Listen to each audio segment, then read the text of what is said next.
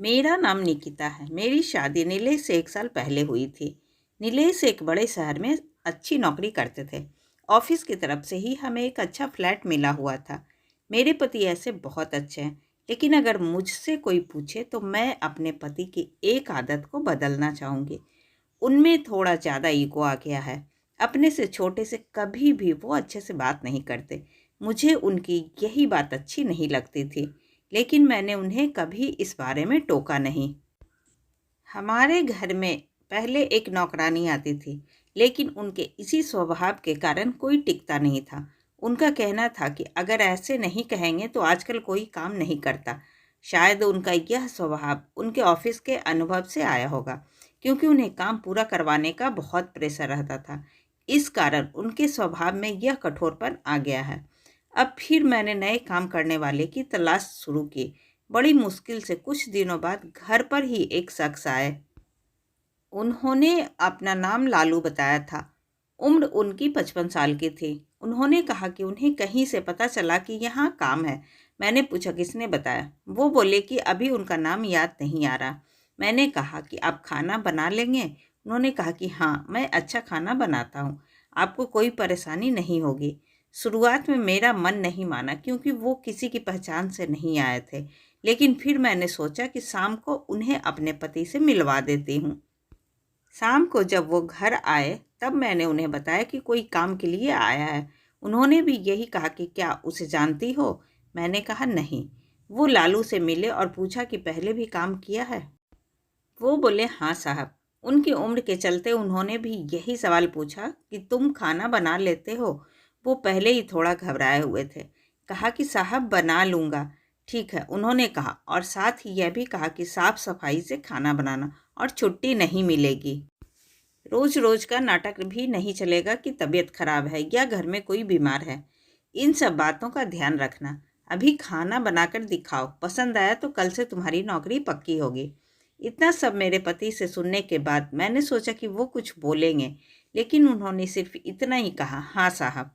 मुझे उन्होंने उस पर ध्यान रखने को कहा। वो खाना बना रहे थे, बहुत अच्छे से वो काम कर रहे थे। लग रहा था कि उन्हें पहले भी इसका अनुभव था। खाना बनकर तैयार हो गया था। उन्होंने टेबल पर खाना लगा दिया था। मेरे पति ने और मैंने दोनों ने खाना खाया। मुझे खाना अच्छा लगा और मेरे पति के चेहरे से भी मुझे लग रहा था कि उन्हें भी खाना बहुत पसंद आया है। लेकिन उनकी आदत के अनुसार उन्होंने कुछ कहा नहीं। उन्होंने कहा खाना अच्छा बना है, कल से काम पर आ जाना।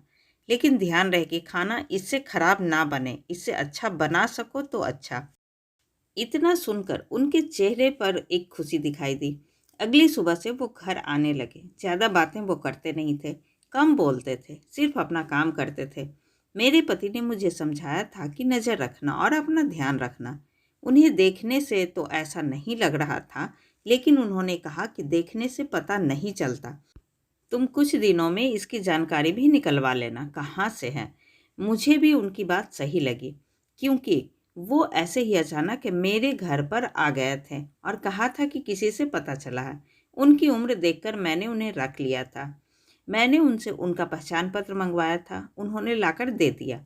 1 से 2 दिन में मुझे लगा कि सब ठीक ही है।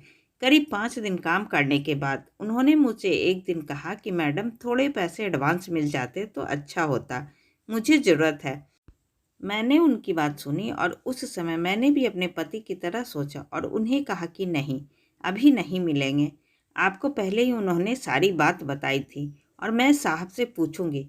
ऐसा कहकर मैंने उनकी बात टाल दी। अगले दिन नीलेश के ऑफिस के कुछ दोस्त घर पर शाम को खाना खाने आने वाले थे।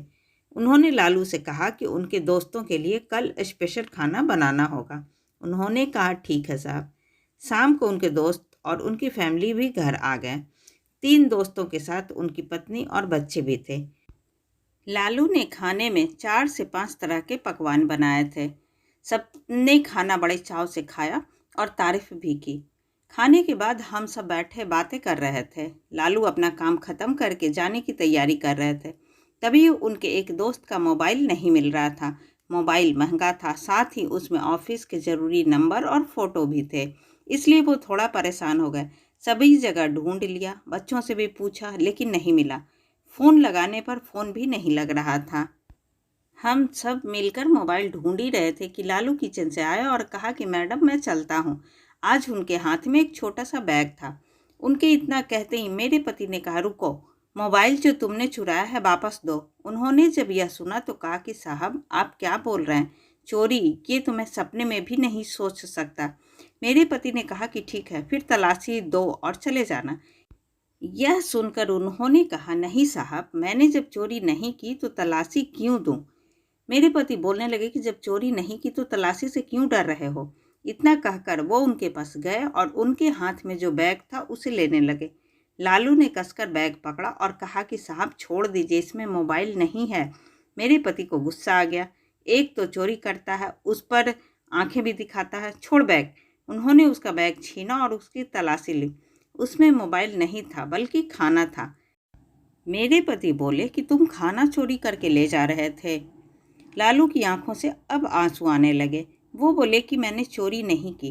मैडम ने कहा था मैं खाना खा कर जाऊँ, तो यह मेरे हिस्से का खाना है, मेरे पोते के लिए। बहुत दिन हो गए उसने अच्छा खाना नहीं खाया। साहब मेरा बेटा होता तो शायद मुझे आज यह दिन देखना नहीं पड़ता। मेरा बेटा 4 साल पहले चला गया, इकलौता बेटा था। घर में अब मैं ही हूँ, उसकी बीमार माँ, मेरी बहू और पोते के लिए। बड़ी मुश्किल से घर संभाल रहा हूँ। खाने के लिए अच्छा बना तो मैंने सोचा अपने पोते को खिला दूंगा और उसके चेहरे पर जो खुशी आएगी वो मैं देखना चाहता था। मैंने मैडम से एडवांस भी मांगा था घर के लिए। इतना बोलकर वो बिना खाना लिए ही रोते हुए चले गए। वो इतना कुछ झेल रहे थे, हमें इसका पता नहीं था। और आजकल की दुनिया ऐसी ही हो गई है। कुछ बुरा होने का हमें इतना डर है कि हमें अच्छाई भी दिखाई नहीं देती। इसमें हमारा भी कसूर नहीं है। उनके जाने के बाद मोबाइल का भी पता चल गया। उन्हीं का बच्चा बोला कि उससे मोबाइल नीचे गिर गया था और बंद हो गया। पापा डांटेंगे, इसलिए उसने मोबाइल सोफा के नीचे रख दिया। उसके पिता को इन सब के लिए शर्मिंदा होना पड़ा। पहली बार नीलेश की आंखों में पछतावा देखा था। रात में नीलेश ठीक से सो भी नहीं पाए। हालांकि उन्होंने मुझसे कुछ कहा नहीं, लेकिन मुझे पता था कि उन्हें बुरा लग रहा है।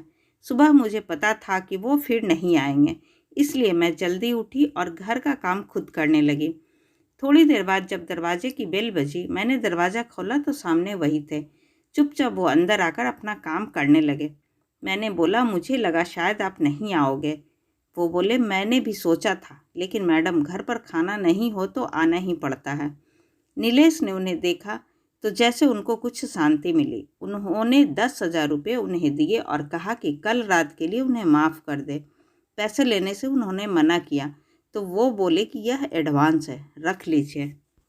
बस इतना ही चाहिए था लालू को, थोड़ा सा कोई प्यार से बोल दे और थोड़े से पैसे। अच्छा लगा मुझे भी मेरे पति का यह बदला रूप देखकर। ऊपर से कठोर वो भी उन्हें बनना पड़ता है। उनके अंदर भी एक नरम दिल इंसान ही है। ऐसी ही अच्छी और ज्ञानवर्धक कहानी सुनने के लिए प्लीज़ आप मेरे चैनल को सब्सक्राइब ज़रूर करें। तब तक के लिए बाय बाय।